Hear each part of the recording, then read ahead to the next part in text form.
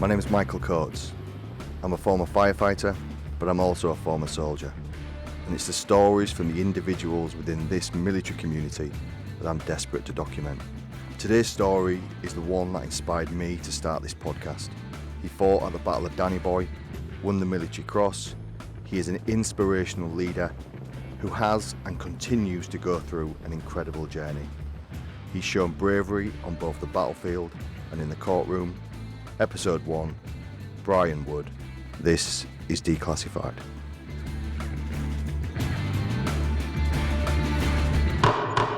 Brian Wood, thanks for joining us on our first episode of Declassified. How's things going, mate? Absolute pleasure. Yeah, really well. Busy, but we all are very busy. So, yeah, it's all good. Can you just kind of give us an overview of your army career? You know, the vital statistics, who you served with, how long you served? Yeah, spent 16 and a half years as a frontline soldier in the Princess of Wales's Royal Regiment. And throughout that 16 and a half years, I went operational a number of times. 2 tours of Kosovo, 2 tours of Iraq, and a tour of Afghanistan. Each tour is about 6-7 months long. So we're just going to crack straight into it, and we are going to go straight on to the 14th of May 2004. For a lot of people, it's the Battle of Danny Boy. For you, it was an experience that changed your life. So if you could take us back to that time, mate, and what's the experience? Yeah, 14th of May 2004, 14:30 hours, blistering heat, just on a normal vehicle checkpoint, just a normal day in Iraq when I got the order on my radio to stop what I was doing and mount up onto the vehicle, our armoured vehicle, because there'd been an incident. So I'd done that. I'd collapsed what we were doing in an orderly fashion, mounted up into the vehicle, put the headset on, and started asking questions on what's happening, basically, and why we had to stop what we were doing. And the information that we had was that there'd been an ambush on coalition forces. There was 2 casualties, and it was our task to go down there, because we were armoured, to go down there and extract the casualties. And we did that. So we were on our way down Route 6, which was a main supply route on the main road running from south, which is Basra, all the way to north, which was Baghdad. So it's quite a vulnerable road, and we knew that anyway, because it's just kind of, you're sort of channeled in to take that route. So we were travelling down en route to Majir al-Kabir, and on the way down to hook up with these casualties, we just became decisively engaged ourselves. But this was an engagement like no other. Even from in the back of the vehicle, the sound and the overpowering and violence from this ambush was something that I've never experienced before. When we talk about engagement, we're talking... Yeah, firefighting. Yeah, from firefighting. So you get at this at, point, basically. basically we got shot. Yeah, we're getting shot at, and but this was kind of something I've not experienced before because of how much what was going on outside of the vehicle, and and how violent it was, that I knew it was pretty serious from what was happening to the vehicle. And there's a lot of confusion actually in the turret with the commander and the gunner trying to get eyes on the enemy, trying to figure out where they are, waiting to for them to make a judgment call to return fire, which they started to do probably about 30 seconds afterwards. They fixed the ambush site and they started to return fire. And as I said, I was in the back of this vehicle, knowing it was a pretty serious incident which had occurred, and let the commander get on with what he was doing with the gunner, because you don't want to be interfering with their business, because they're under a bit of pressure themselves, and the last thing they need is for me breathing down their necks and asking what's going on, because obviously being in the back, you're disorientated. There's only a small window which is on the back door, which is filled up with condensation and grit, so you let them be. And then maybe, I think it's probably about a minute into it, I started to get some trickle feed information that they were dug into trenches. There was 15 to 20 militia fighters. The weapons were rocket propelled grenade launchers, Dushkas, traditional. It's like a 12.5 machine gun. Right. So if you're hit, you're shredded, basically. Yeah. So and the traditional AK-47s. And how many of you guys are in the back? 3, me plus 2. Because of our manpower scaling, we were quite thin on the ground. So we only had 3 in the back at that point. And like I said, it was blistering heat, probably about 50 to 55 degrees in the back of this armoured vehicle. So you're soaking wet with sweat. Your adrenaline's kind of pumped in because of what's happening. The vehicle's engaging. There's a lot of commotion with the driver, the gunner and commander. And I kind of, like I said, I asked what was going on. I got trickle fed information, and then 30 seconds I was given the word of command, which would have changed my life forever. And that was, Woody, prepare your men to fix bayonets, launch from this vehicle, Blimey. and conduct close quarter fighting, hand to hand fighting. What was that feeling like? So you got your headset on. Essentially, your commander's telling you to fix bayonets and get ready. It sounds like a Hollywood film already. But what's your feelings like in the back? Initially, I'd done the emoji eyes because, it's not something that you receive every day to kind of get out and go trench warfighting, which hasn't kind of happened since maybe the Falklands, and then clearly the World Wars. So this was like something out of the norm, really. And so I asked to say it again. I was like, "Can you say again that word of command, Stick?" And he's like, "Yeah. Prepare to launch, fix bayonets, and go meet the enemy head on." So then I was kind of in tune, but then I had an overwhelming overdrive of adrenaline, and we've all experienced adrenaline. I get it. Whether it's your wedding day, you're just about to play football, and you get them nervous butterflies. It can be anything to experience that kind of that nerves and excitement. Yeah, as but well. this was something that it was like times 10 on what I felt before. It was like an overdrive. I call it an out-of-body experience because that's how I felt it was. My heart was smashing against my body armour plate, knowing any time now I was going to get out and going into the unknown, and whether or not, I was kind of going to make it. You don't dwell on that fact, but there's a lot of discussion about fear. And how were you feeling? Were you scared? And I'm only human and have emotions, and fear is a big thing, definitely. But it's how we control that fear. So I'll try to use the fear to my best effect and actually drag me out of that vehicle.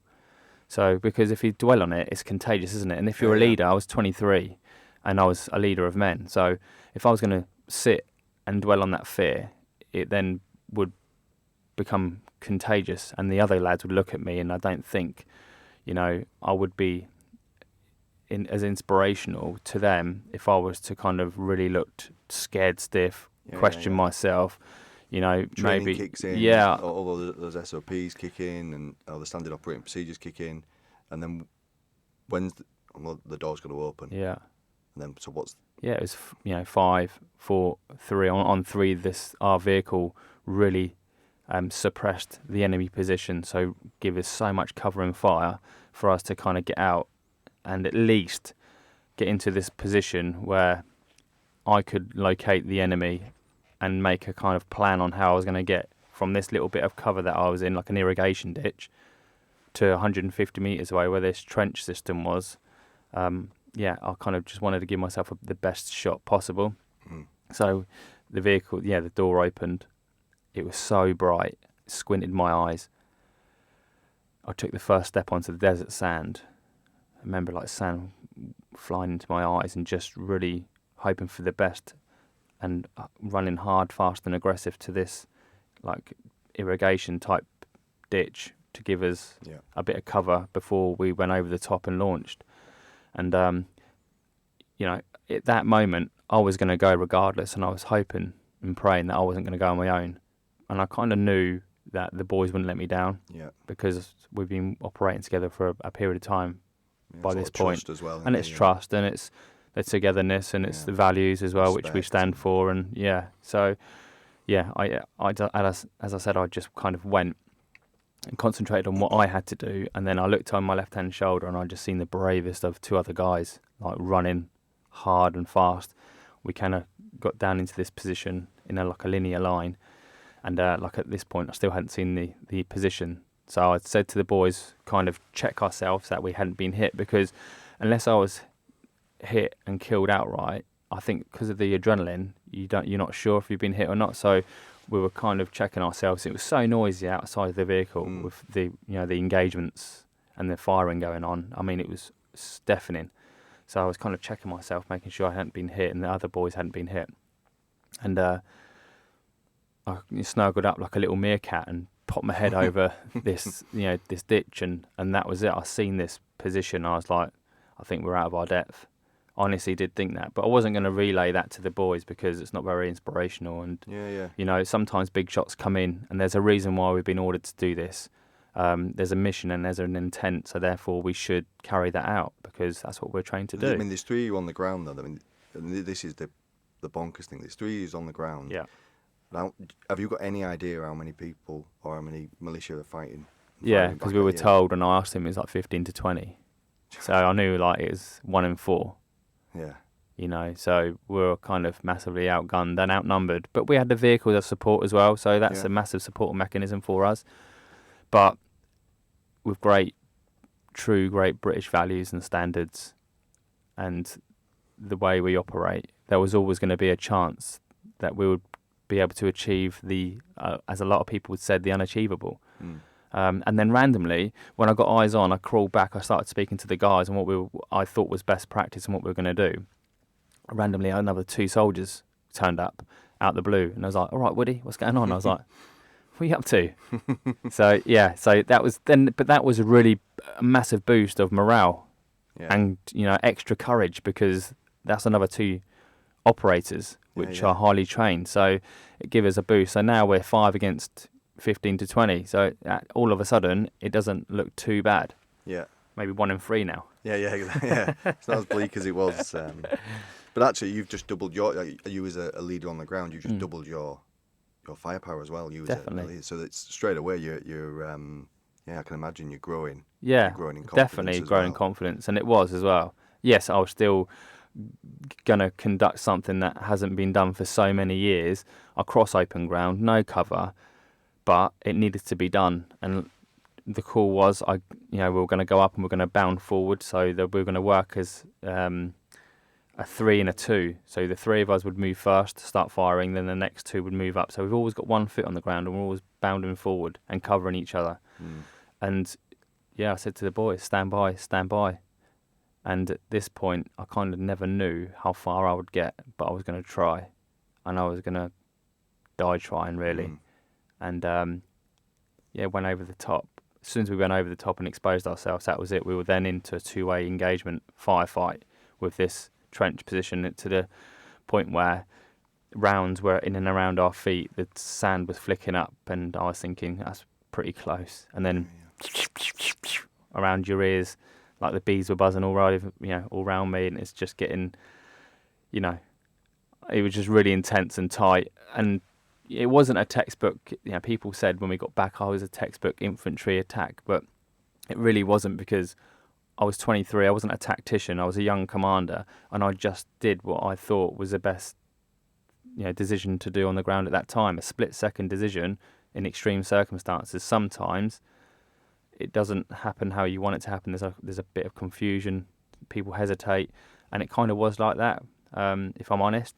But we still managed to gain momentum, to gain a foothold, and we started getting closer and closer and closer to this position. And I still hadn't heard man down. No one had been hit, and we all agreed that if someone was hit, we would carry on to the position first, because there's only 5 of us. The best course of action was to carry on, go through this defensive position where the militia fighters were, and then we'll go back for them, because the minute you start, just keep the momentum. Once you commit, as safe as possible by actually following through. Once we committed, we were going, and we were just going to go all the way into that trench, and we got closer and closer and closer to the point where pairs is called, and that's when you go in and kind of finish up. You roll in the position and take out anyone who's left, any fighters who's left. Pairs was shouted, and on that command, all of a sudden, the militia fighters had thrown down their weapon systems and surrendered. So you can only imagine being so in tuned to all of a sudden, and fighting hard for your life, all of a sudden, split second, you've got to switch that off to then to be going to arrest mode, which is difficult because, like I said, once you're so highly in tune with fighting, to all of a sudden they've surrendered now, and clearly we've got the Geneva Convention to adhere to, the rules of engagement, and we had to abide by that, which we did. And it's a tough thing to do because I've been on the ground, I've experienced it, and it is hard to get right because you get a hair's breadth to get it right. Yeah, yeah. You don't get time to sit in these armchairs and analyse it. You're on the ground and it's a split second, but we did. So we had to then deal with all these prisoners of war. At this point, there's a lot of bodies all over the ground, and we were having to kind of segregate the POWs and the enemy dead, and it was kind of just surreal. I was like, and how are you doing that? So you're the training and the relentless kind of input of information about things like the Geneva Convention and casualty handling and prisoner of war handling, all the rest of it. How are you kind of conforming to that when there and then on the ground? What are you actually doing? Yeah, it's definitely confusion because there's a lot of weapon systems around. There's arm's distance reach from the enemy, so you're trying to get them weapons away from harm's reach, and there's bodies all over the place that have been hit by some serious velocity of ammunition, so you can only imagine the state that they were in. And like I said, I've never seen that before, especially so close and personal like this. It was like hand-to-hand stuff. It was like, oh my God, trying to get my head around everything, segregating it, just delivering clear direction, what you think is right, because it's the right thing to do by separating the bodies and the POWs. And so we kind of did this. It took a bit of time, but this time we never knew that the battlefield still wasn't clear. So we never knew what was beyond this main position, and we kind of segregated it, we sorted it, and then it was the first time I kind of sat down and really thought, shit, what just happened there? And but I didn't have a lot of time because my sergeant major turned up to then orchestrate everything what was going on, because that's his job on the ground, to deal with the reorganisation on what happens with the casualties of POWs. So I sat on the ground, he come up to me and said, Woody, just give me a quick run through on what's happened basically. So I give him a quick synopsis summary on what had happened. And then he said to me, right, is the battlefield clear? Massive integrity question, huge. Because I really didn't want to do what I just did again, because I was lucky, we all were, to survive. And I said, it's not clear, because as I was approaching, I seen some of the militia fighters getting up and withdrawing and leaving that position, because we started to get the upper hand, and they knew that. And I was like, it's not clear. And he's like, right, put a fresh magazine on, and we're going to go up this south side of this irrigation ditch and clear up and see if there's any militia fighters. And sure enough, we ended up coming across the first two, like 15 metres away. They stood up with weapon systems. Bang, both of us turned and engaged them, neutralised them targets, moved forward another 10 metres. On the right-hand side, two other militia fighters stood up, ready to engage. My sergeant major engaged them, moved up again, another two fighters, one with an RPG from the waist, actually was just about to launch from his hip. And we managed to get in there quickly and neutralise that threat. And at that point, I was really vulnerable. And I remember saying, even at 23, and my sergeant major, who is God in the military, I mean, he's the main mover and shaker, inspirational leader of men, he is. And I said to him, we're really vulnerable. And he's like, I agree. Right, let's go back. And on the way back to the main position, I see a flicker out corner of my eye. And as I've looked, I've seen another two fighters. And I was like, oh my God, with weapons in their hands. So I just brought my weapon to bear. And honestly, it was like a Wild Western film, The Draw. We both drew, and as I've drawn my weapon, they've then thrown their weapons down. So then we've had to then take them as POWs. So we've taken them as POWs and walked back. But in my head, I was like saying to myself, why didn't they kill us? Because our backs were turned. We were walking back towards the main position that we'd just come from, and they didn't engage us while our back were turned to them. So that played a lot with my headspace. Well, I suppose it's that was totally out of your control. Yeah. That small Yeah, section. because we never seen them. And you've also had a little bit more time. You're in split-second decisions on the way up. Yeah. Actually, on the way back down, you've got more time to kind of process what's going on. Yeah, of course. Yeah, so you've taken these 2 prisoners of war. Yeah. What's going on next? What's the aftermath? Yeah, so we kind of took them back to the main position, and I was finding out what was going on, and due to time, I just want to kind of speed things up. But we were ambushed by nearly a platoon strength size, so it's a big strength of militia fighters. At the point where How many is that? it was 15 to 20. Yeah. So 20 actually. There was 20 which were killed and 9 POWs. Right. So there's a lot on there. Yeah. Huge attack on coalition forces, an attack on us. So we were obviously, at that time of that operation, we were in the middle of an uprising, and it came down from higher that they believed, because it was such a pre-planned attack on us, they believed that the main militia fighter was involved, and he was there and one of them. So a crazy call was made that we had to now go and retrieve these dead bodies, load them up into the vehicles and take them back to camp to identify whether or not the main militia leader was amongst them. And taking a life is difficult. I don't care what anyone says. It could be the hardest person in the world, not interested. Taking another person's life and hearing their last gasp is a demanding process. Fact. I tell you now, because I've done it. It's a fact. It's a demanding process. To then having to go back and pick these bodies up, and these bodies are like 17 years old, 16 years old, 24 years old. So these are young fighters. Yeah, just like you. Just like me. Yeah, young fighters who have got family, and I know it's, they ambushed us, they wanted to kill us, but the bottom line is I'm only human, and I see this, and it's difficult. So I'm picking these bodies up. The first body I picked up, I scooped under, and my hand ended up going up through his rib cage, and I was thinking, this is never right. What is going on? And then JC was being violently sick next to me. It was just really honking. That's all I can describe it. It was it sounds like such an upsetting, post kind of battle. That was the main thing on the aftermath of my recovery. Kind of that was the hardest thing to try and process, was that. And so where we put in. Sorry to interrupt. Where we put in, the deaders into the back of the armoured vehicles. Oh. So we load them up. I think it was like 10 bodies per vehicle. We then take them back to camp. We get back to it is dark at this point as well, so we get back to the main gate. There's a lot of commotion. I get out. I get clear direction to take the vehicles, ground commander vehicles, up to the regimental aid post. The doctor's waiting. We get to the doctor's. He's then there. The body bags are all laid out. He's like, Woody, this is what needs to happen. Roger that, no problem. So give clear direction what needs to happen with the guys. And with the armoured vehicle, the back door is on a hydraulic system, because it's not a car door. These are armoured vehicles, solid, heavy doors. So it's on a hydraulic system. So you press the button, and then the hydraulics open the door. So I said to one of the lads, you need to open the door, get the door open. Press the button, nothing.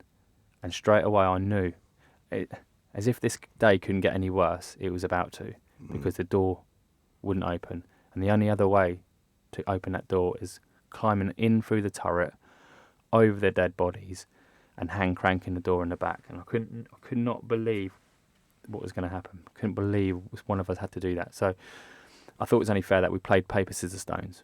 Well, like any normal person would. So we were all covered in blood. You can only imagine. It was all covered in blood from loading the bodies up. Fatigued, probably shell-shocked to a degree. Dehydrated. Battle-shocked, dehydrated, and then having to play rock, scissors, stones as well. So we did this. The driver lost. He put a head torch on. He was asking us to reassure him. We were talking to him. He had his head torch on. It stunk. It was boiling hot. You can only imagine what comes out of these bodies. You can only imagine. He's climbing over all of these. And what happened on the battlefield is one of the militia fighters had been shot in the leg, but then played dead, which we didn't know. It was one of the soldiers' faults, not checking the pulse before, loading him on. Yeah. He played dead. He was loaded on his dead. The driver's in there. I'm cranking this door. it's probably got to a position where you could slide out. You could actually get out through sideways. Yeah. It was open that much. When all of a sudden, this militia fighter sat up bolt right. It's like, I mean, I'm laughing, but that's nervous laughter. Yeah. I mean, Yeah, I mean, I could hear loads of screaming going on. I was like, what are you up to? What's going on in there? And he's like, he's alive, he's alive. I was like, who's alive? Anyway, he squeezed out. So the driver squeezed out of this gap and sprinted down the road screaming he's alive. And I was like, what? And honest to God, I've looked in the back of this vehicle and he's like, give me the nod. As if to say, all right, mate. Just nodded at me. And I was like, oh my God. So we took him out. He was now being processed as a prisoner of war. And yeah, that was kind of a quick insight to the pretty infamous Battle of Danny Boy. and then we'll take you to homecoming. So we get the flight back.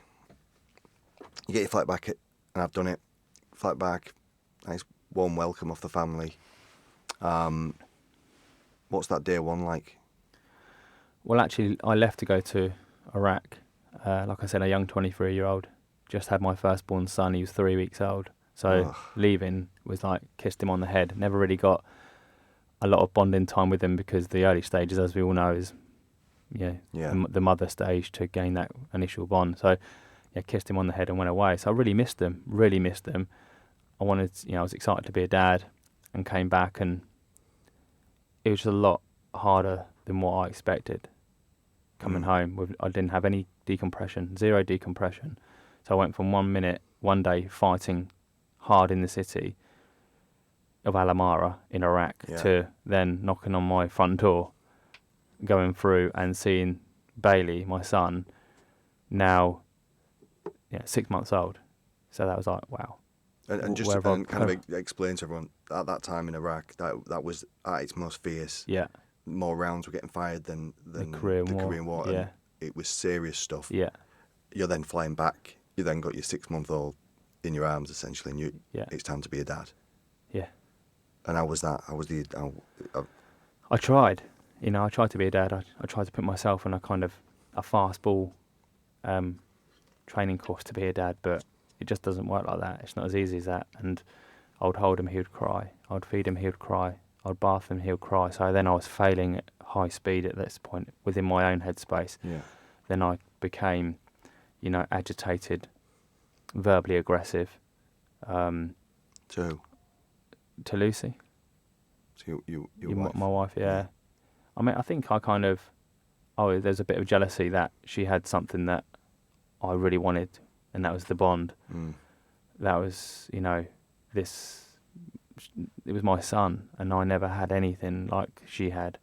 And Lucy stuck by me. She coached me, she mentored me, but I just didn't want to be told how to be a dad. And it was a struggle, a real struggle. Aggression, maybe a little bit. Definitely, to when I was making a bottle, I got the measurements wrong, so then I just threw it around the kitchen. Yeah. And told her to make it. And it just kind of escalated, and that was probably the beginning of post-traumatic stress. I believe that's kind of where it started to come kick in, really.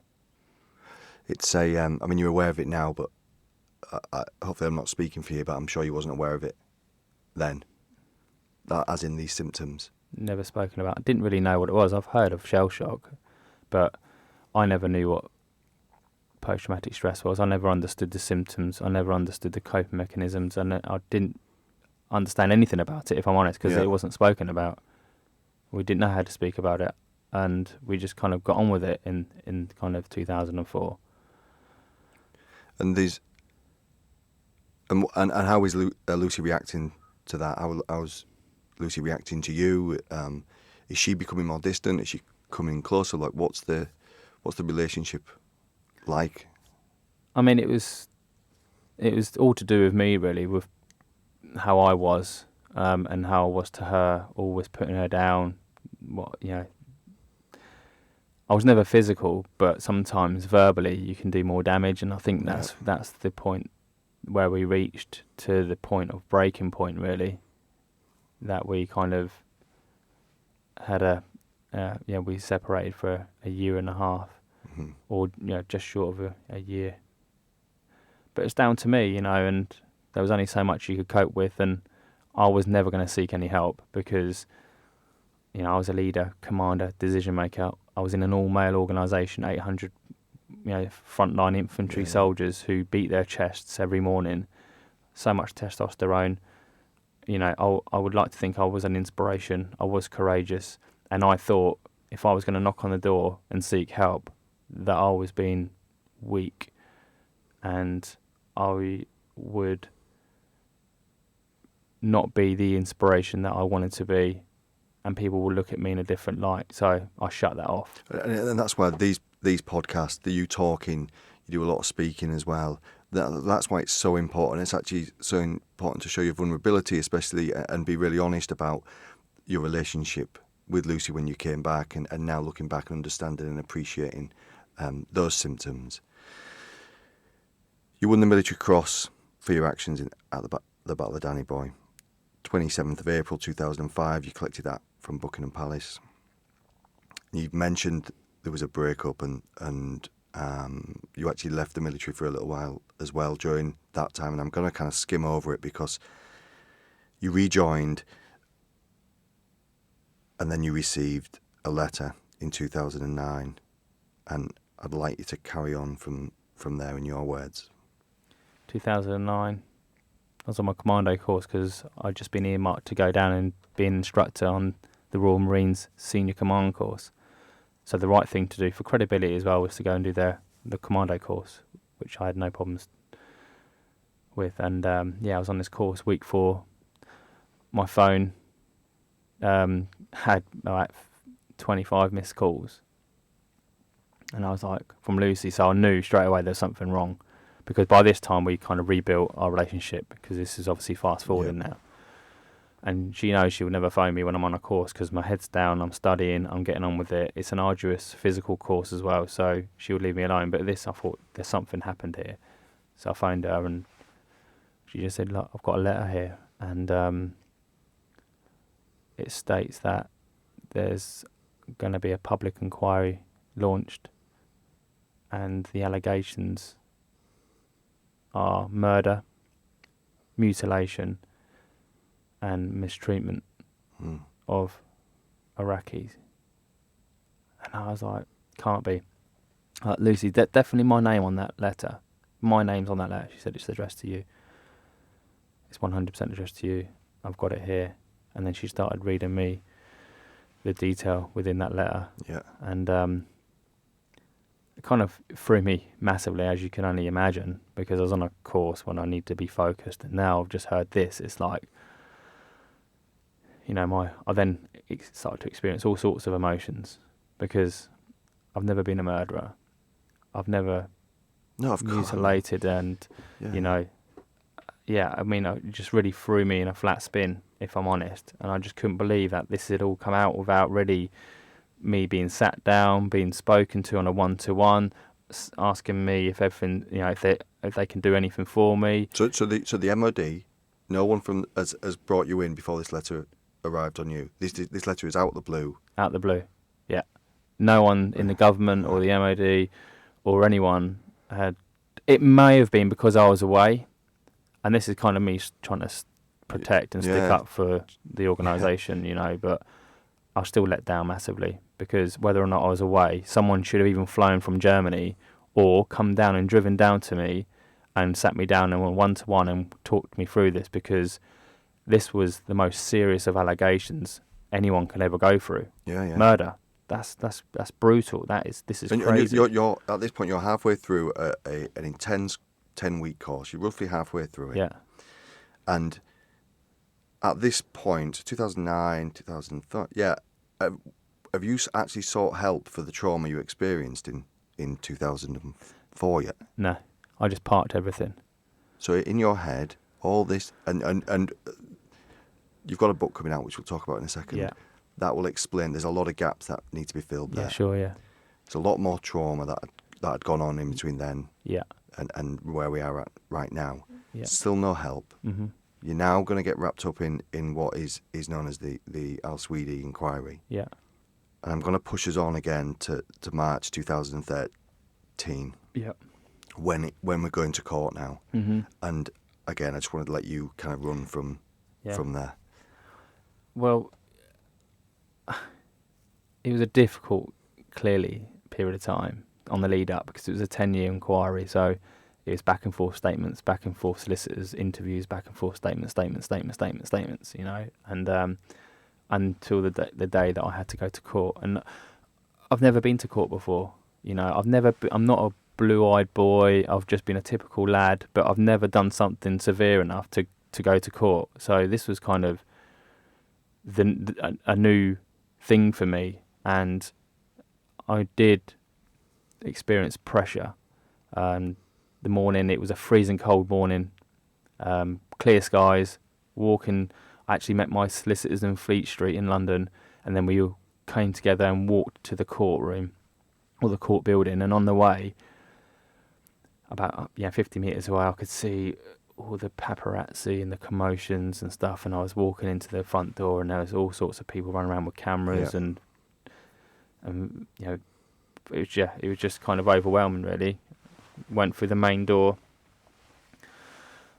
into the main courtroom area, and it's packed because it's a public inquiry. It was a journalist's up and coming dream, so they were all in the bleachers, because there was bleachers actually in there, and all the courtroom was stacked full of people. Yeah, screens everywhere, just massively well outside my comfort zone, massively. And how are you dealing with that? Because we mentioned a second ago where we've had no help mentally. You know, the British military, and in general, we talk about physical fitness. Yeah. We don't talk about mental fitness and mental well-being at this point. So 2013, 2014, when this court case is going ahead. Yeah. Where are you at in your head right now? So in 2012, I plucked up enough courage to actually knock on the door to speak to a professional. So by the time 2014 came, I actually could manage my headspace because it was demisted by a professional. I understood coping mechanisms. I understood how to react if I was feeling a certain way because I'd been speaking to this professional, and that was a journey within itself. And you know, I never say it was 8 years too late, 8 years too long, definitely, because I caused a bit of damage along the way with my relationship and not being the Brian that everyone kind of knew and loved. I had a very good facade, but inside, I was probably a broken man in places, but no one knew about that because I could turn it on and turn it off like a flick of a switch. So when I went through the court in 2014, I actually spoke to someone and had sessions on what had happened previous. Yeah. So, but this was still pure pressure. I mean, I'm now going to get cross-examined on every single thing what happened during the Battle of Danny Boy, and reliving everything for that 3.5 hours in that courtroom. 10 years later. 10 years later, yeah. On the screens, I mean, they're clever people. They knew my statements better than what I did. I mean, but that's what they get paid for. However, they don't know what it's like to make decisions in extreme circumstances. Yeah. They have not walked a metre in my shoes for them to question me and my integrity and my core values, what I stand for.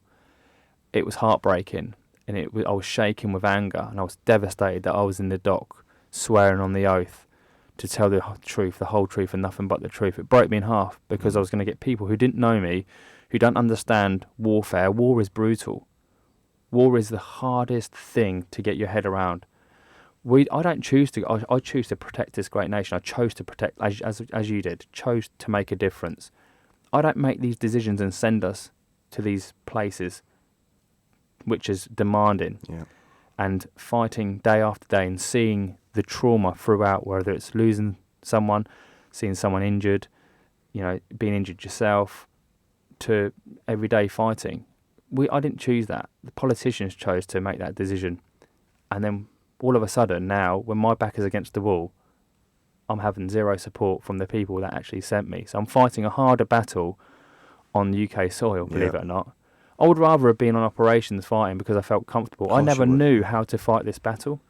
Yeah. I was like alone. I was isolated. My back was against the wall. I had no one phoning me up to say, is the family okay? Because now it's gone into the media. It's gone into the public eye. I'm thinking that there's going to be some repercussions here. I'm going to get my door knocked. Lucy's worried now that someone's going to come round and cause harm to the family. I've got my son's name now in school, and my son's in school. My name's going around their school that Bailey's dad's murdered innocent civilians. Wow. So I'm now having to deal with all of this, and I'm thinking, how do I deal with all of this now? I don't know how to do it because no one supported me from the government. So there's no MP there looking after you. There's no Zero. one from. The only person and this was after, and I actually, in all fairness, reached out to him, was Johnny Mercer. I reached out to him and said, look, can you come and meet me in the Shard? And he did. He come and met me. He was the only person, but it took me to initiate that. Yeah. No one asked me how I was doing, how the family is, can we support you through the hardest battle of my life, and that was on UK soil. And how's the family unit coping with that? There's also a triangle, isn't there? There's the serving member, there's the spouse or the partner, and then there's quite often the children as well. Yeah, of course. And often we forget that actually children go through separation problems. They go through the kind of trauma of seeing their parent in trauma and the result of conflict. Yeah. And then obviously the pressures on the partner who's staying at home, and we often forget that. Yeah. You don't, because you've experienced it. Yeah. But I wanted to get that out there. Yeah, no, definitely. I mean, they're the real heroes. Yeah, my wife, God knows how she's been resilient through time of adversity. I mean, she deserves my medal, which, as I always say, it reflects the guys on the ground 100%. It's not my medal. Yeah. Even though it is clearly, but it reflects all the hard work. Was this medal always a positive? No, I mean, Winston Churchill once said, a medal shines, but it also casts a shadow. Yeah, okay. And there clearly has been a huge shadow casted over that medal, because it's not very often I talk about it because of everything else which has overshadowed it, unfortunately. But, it's life, and I've just got to kind of try and extract the positives out of everything what's happened and punch forward. And we are actually more happier now than what we have been for a long time. So what did the verdict come in at? He's a shyster. He's a dishonest. So we're talking about Phil Shiner, who's the yeah. public interest lawyer that falsely accused members of the British military of war crimes during Iraq in 2004. So everything that he was questioning me on within the courtroom, he had none of it. I live by my values. Yeah. And he has none. His moral compass. There was a lot of dishonesty. 12 charges of dishonesty. He was then struck off of all practice, and he then made himself bankrupt, or declared himself bankrupt. Didn't bother turning up to his own court hearing because of stress. Oh. Stress. Come and experience what me and all the other fellow soldiers went through. That's kind of a little bit of stress, mate.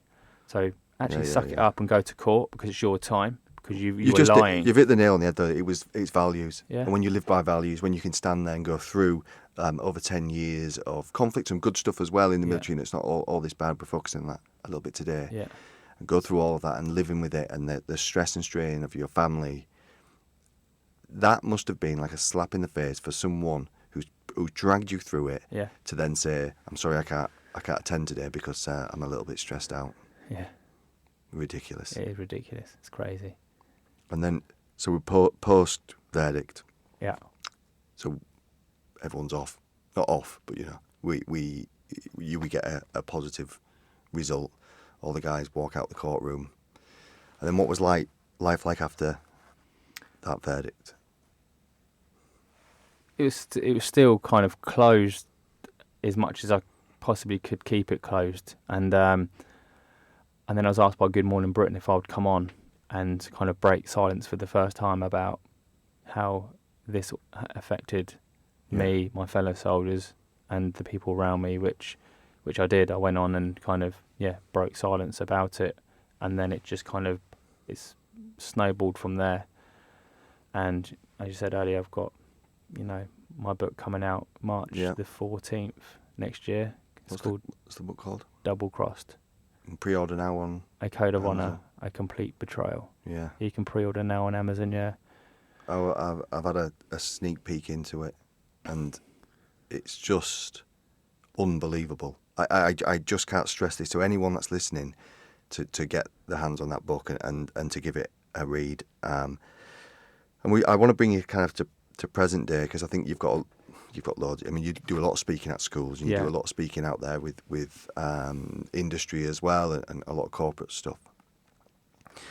But you've got coping mechanisms now to deal with the trauma you've gone through. And what I want you to do is just give advice for anyone. You know, if they're a 13-year-old getting bullied at school, or right the way up to people who've experienced severe trauma, paramedics, guys who've been in the military, and then just in general, what's your kind of advice going forward for them? I think any organisations, whether it be corporate, schools, sports, professional sports, the military, it has to be spoken about at grassroots. It has to be a common subject. Mental health needs to be a common subject, a subject which is normal to speak about. At the moment, there's this massive stigma, huge barricades all around it, because no one knows how to approach this mental health subject. And it needs to be rolled out, continued to be spoken about. I believe that the military it's just as important as when you walk through them gates as a recruit. It's just as important as physical fitness, as map reading, as weapon handling, mental health. They should be getting external people who have gone through a traumatic time, whether it be anxiety, stress, depression, trauma. Bring them in and let's listen to their journey at an early stage, straight at grassroots, straight away. And the same as schools. They should be support hubs, in my opinion. This is just in my opinion. I'm not gold standard. I'm just kind of, ridding this off on my kind of experiences. Talking's the biggest thing, in my opinion. I was scared stiff to talk about it because of my background and where I was. But actually, when I did, it was like a dominoes effect. And actually, people like, he's done it, so why can't I do it? And that's the ultimate bravery, I believe. It's incredible. Anyway, Danny Rose yesterday spoke about anxiety, spoke about his depression within football. So that's credit to him for being strong enough to do that, because he's. But it is the domino effect. Of course, maybe he wouldn't have done it if you hadn't have spoke about it, or Prince Harry speaks about it, or the countless people we now are seeing who are strong and big, and 10 years ago you wouldn't have expected these people to come out and speak. No one is immune to mental health. No one's immune to it. This is why we have to try and do something about it. And it is, I know that we're kind of coming to a close now, but a week ago, a guy, Danny Johnston, who we served with my regiment, overly proud person, had a few issues within his life, wasn't brave enough to speak out, and unfortunately he took his life. Oh, mate. And this is the tip of the iceberg. It really is. And yesterday there was another veteran, and obviously because I'm a veteran, that's what I've got most. A relationship with. Relationship it's with. Part of the but I community. know it's obviously wider with everything what's going on within business and in the sports industries and so on and so forth. But clearly, because of my last 17 years experience being in the military, I can only look at it on that. We can't do everything, but we can do this. We can create this podcast. We can maybe this conversation may help one person. And I've said this a few times before and other things, that there's little children walking around now who would have been in a wheelchair if it hadn't been for Iraq and Afghanistan, because of prosthetics and the way they're developed. Now, and we're going to have to finish there, but before I do, and you're an inspiration to me. You're going to be you are an inspiration to others, and the more that comes out, the book that gets read, and the speeches you do. But you talk about post-traumatic stress, but there's also a thing called post-traumatic growth, and you're a prime example of that, mate. You become a better, more resilient person because of trauma. You're wiser and stronger, and especially more accepting of others, and you, by this conversation you can tell that your relationships are stronger, and you certainly have more compassion, or you are compassionate to others like second to none. And bravery comes in different forms, but you're expressing that then and now, and Mate, I just want to say thanks a lot for the conversation. It's been great. It's been a real pleasure, and I hope it's been beneficial. I really do. And yeah, thanks for having me on, and keep doing what you're doing, because that's inspirational as well.